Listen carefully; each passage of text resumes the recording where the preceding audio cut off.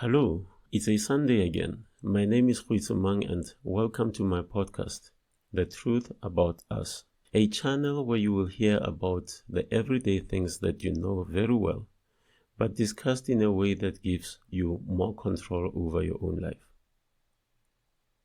Before I start, please allow me to bring this important message to your attention.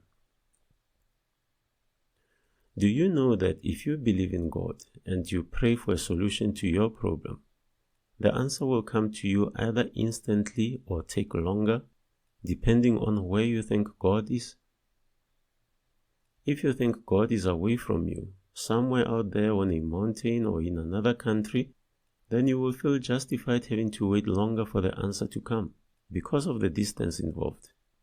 And yet, if you believe that God is within you, then you will find the answers immediately through the things you already have, your thoughts, through the things you can do already, wherever you are, and through the people and things around you. Please put that at the back of your mind as we proceed with our topic for today. And the topic for today is, how far is your happiness from you? Now, do you ever feel like everyone else around you is going on with their lives while you are stuck in the same place? Do you know why you are feeling that way? It is because you think you are chasing the same things they are chasing, and you measure your success the same way they do. Personally, I do not think it is fair to do that to yourself. Of course, there is nothing wrong with chasing after the same things that other people are also looking for. However, you need to know that people who end up being happy with the things they achieve are those who remember why those things were important in the first place. What are you chasing after? Money? Marriage? Being famous? Why is that important to you? Or is it because you believe every person of your age, your race, or your gender needs to aspire for that? There's nothing wrong with that either. But have you ever asked yourself just what it means to you to achieve that goal, and in what way your life would be better for it? We all want success. We wake up every day to do the things that would bring it ever closer to us. And the hope is that one day we would also be as successful as the people we compare ourselves to. However, very often we achieve our goals, but still fail to experience the happiness we hoped for. Disappointed, we turn around and chase after another thing with the hope that it would be even more fulfilling than the one before. Unfortunately, the pattern continues to repeat itself and we go about doing too much just to be a little happy, accumulating many things and yet remaining unfulfilled. How many people do you know who already have all the things you are still aspiring for? And you look at what they have and think to yourself just how you could actually be happy with just half of all the things they have. How many of those people do you think are truly happy? If one of them were to tell you in confidence just how unhappy they are, even with all that they have, would you still want to achieve what they have? If you answer yes to this last question, then I congratulate you for knowing a very important piece of truth about the reality in which we live. And that truth is that we can all be in the same place, in the same circumstances, in the same church, the same party, or marching in the same street, but each person is there for their own reason, and their success or failure can only be measured according to the reason they set for themselves. We all know someone whom we think is successful in life, but who does not seem to be that happy themselves. We may wish to be where they are, while they themselves are wishing to be elsewhere. And we may even wonder why anyone could be so lacking in the appreciation of their own success. We only lack appreciation of our success whenever it holds no meaning to us. What is meaning? Meaning is relevance to purpose. Our purpose in life is to be happy, and the meaning of anything that we ever achieve can only be measured by the extent to which it helps us to be happy.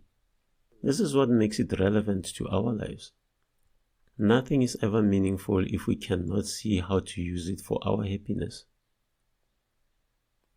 We live in a society where standards and models are promoted as ideals to which we all have to subscribe. And this is the social contract as it is. We have models for success, such as having lots of money, driving an expensive car, or posting a well-edited video on YouTube. Most of them are based on appearances and not on their essence or the meaning behind them. We then choose to pursue them the same way that you choose a jacket on display at a boutique, without knowing much else except just what we see of them.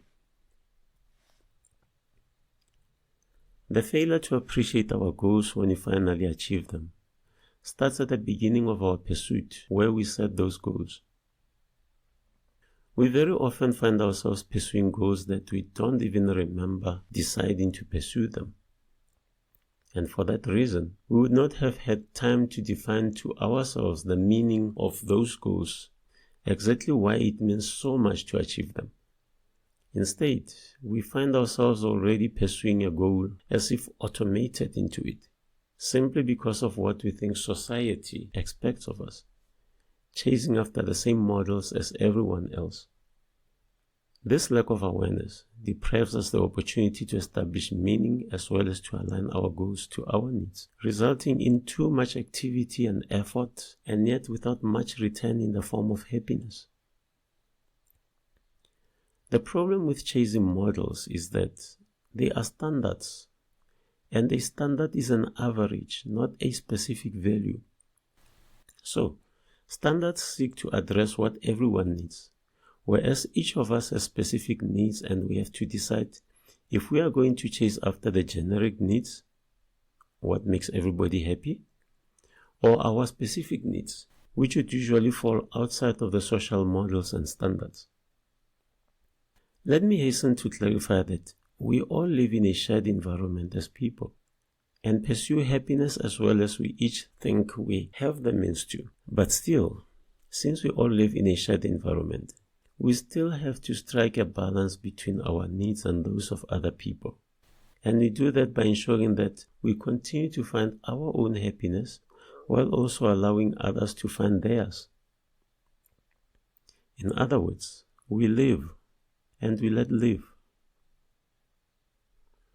Whenever we chase after a model kind of happiness, we neglect our own needs in favor of the social needs.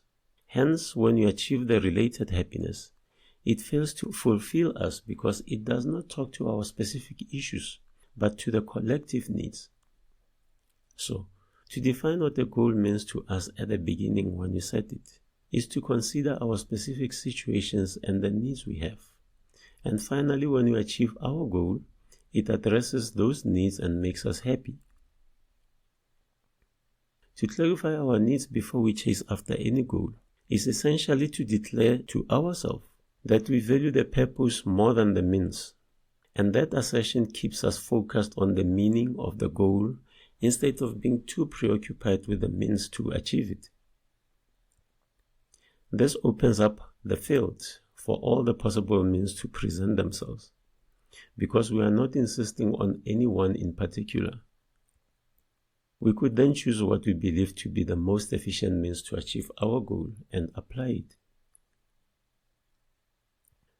Very often, the means we ultimately use to achieve our goal may not even be one of those that were available at the beginning, but one that presented itself over time because we were mostly focused on the purpose and evaluating every available means according to it.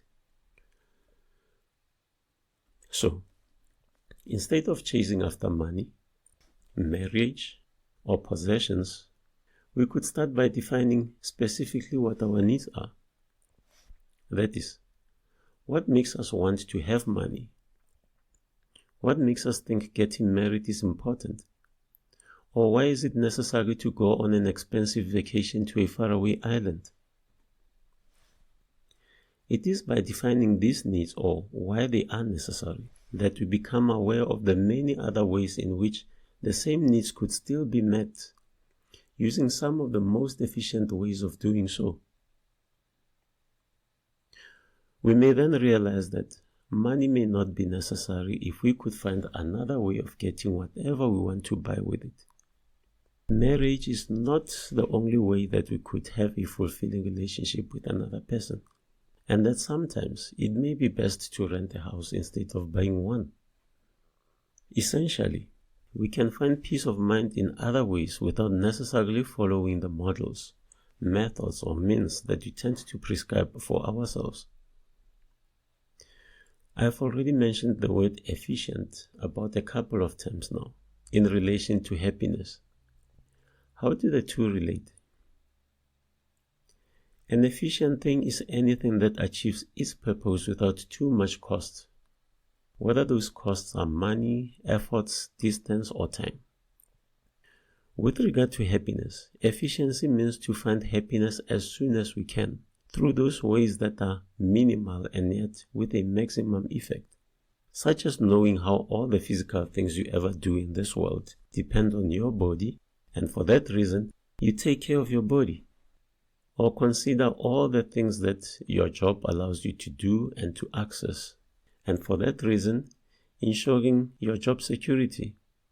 Every time we set a goal of happiness, we need to find the most efficient way of achieving it. Yes, we need to find a way to speed up the achievement of our happiness as much as we can. This is because the moment we define whatever would make us happy, to the moment we realize that happiness, the lag in between is our suffering. So, the longer this lag becomes, possibly because we are employing inefficient means of finding happiness, the longer our suffering becomes. Let's talk about this thing called suffering, or the problems in our lives. What exactly are they? Problems are nothing other than the difficulties that we encounter along the way in our pursuit of happiness. They are the inefficiencies inherent to the pursuit of our goals. In other words, they are those things that we tend to put between ourselves and the beautiful things we want to achieve. They come in various ways, such as not knowing what is it we are pursuing, or why, or being indecisive, trying to achieve our goals through unsuitable means, making uninformed decisions, using the wrong way and getting lost, and more. In fact, everything that could cause a delay between the moment we decide to be happy and the moment we actually realize that happiness is a problem. But even with all that, one may wonder why we still choose to be inefficient whenever we resolve our problems. We take longer routes and follow difficult and time-consuming methods. This is often because of our false belief that the more effort and time we put into achieving something, the more worthy it must be. The same way that we believe that the more expensive something is, the higher its quality, without considering how relative the concept of quality is, and that not everything that we work hard to achieve will end up being worthy. It is because of such beliefs that the difficulties in our lives tend to not be much about the things we want to do, but more about how we choose to do them. Stress is caused by severe delay in our happiness, especially whenever we know what would make us happy but are not making any progress towards achieving it.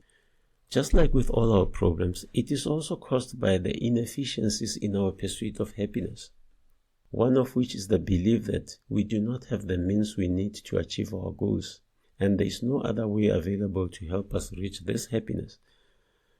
As a result, we fall into this perpetual state of unhappiness in which our needs are not met. The longer our happiness is delayed, the more stressful we become. Without any imminent relief to the unhappiness, we experience depression, a state in which we lose confidence in our ability to live up to the primary purpose of our lives. Think of any situation in which we believe there is only one way to resolve a problem, and look at how much effort we expend in that method, even when it may not be the most efficient of all that are available. Think of that time when you became hungry and you insisted on resolving that by eating a specific food or dish. Let's say it was fish that you wanted. You then went around doing what you can to get the fish, even when it may not be easy to find it. Maybe it's not available in the shops nearby, or you don't have the money to buy it, or you live in the middle of a desert far from the sea. And after a very long time and a lot of effort, you finally get the fish and resolve your hunger. Now, from the moment you became hungry until the moment you had food to eat, for as long as you were waiting for the fish to be available, you suffered, because for that long, your happiness was delayed. Someone who became hungry at the same time as you but ate whatever was already available to them may have resolved their hunger in about 10 minutes, and then went on to do other things that make them happy, all while you worked hard wanting to address your hunger in some specific way. If someone were to ask you during that time as to what was prolonging your hunger and causing your suffering, it would not be easy to tell them that you were the cause of your own suffering by insisting on eating something that is not available, while overlooking everything else that is.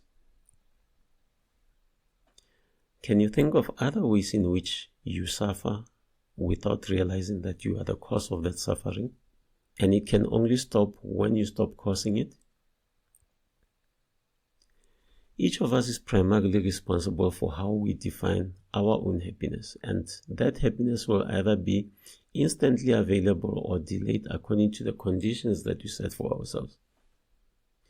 If we decide that we can recognize happiness only when it comes from certain people, or at certain places, by certain things, or in certain ways, then we would ignore any happiness that does not come through any of these preferred ways. It is for that reason that we may refuse to laugh when someone we do not like makes a joke, even when the joke may be hilarious. On the other hand, if we believe that happiness is something that we define in our minds, and for that reason, it can come in any form according to the meaning we attach to it, then happiness becomes as instant as we could attach its meaning to any form. And we could even laugh at a funny joke regardless of who made it, and enjoy the good feeling that comes with it. This is how we manage to find happiness in or through anything that is already available around us. The sooner we realize that happiness is defined in our minds as the condition that we set for it, the sooner we realize that we can experience it whenever and wherever we are with whatever we have, without having to wait long for it. This is how we move from a state of scarcity to being abundantly provided for. So, if you think you will only be happy when the new year begins, when you will then apply for a better job, or when the conditions are more conducive, then let me inspire you and tell you that your happiness could actually be realized much sooner than that. Only if you could change your mind and the conditions you set for yourself, and do all the things that you hope to do next year, this week, or even better, today. So, whenever you find yourself unhappy, before you blame anyone for doing this or not doing that, simply ask yourself this: why do I expect my happiness to come only from that way? That is how you begin to review the conditions that you have set for yourself to be happy. Many of us are sitting in the middle of happiness, a place where everybody else wants to get to, but we are unable to realize it for ourselves because of those conditions. And all that we need to do is simply to decide which one is more important between the drama caused by these barriers and the happiness we need. That is all I wanted to say on this topic for today. Please like and subscribe and send me any comments you may have regarding anything that you hear on this podcast or that you read on my website and on my blog. For copies of my book, We Are God, The Power is Within Us, please go to my website, oneppp.xyz. That is onePPP.xyz. Or find it on amazon.com. With all that, I thank you. Until next Sunday, have a great week in the meantime. Goodbye.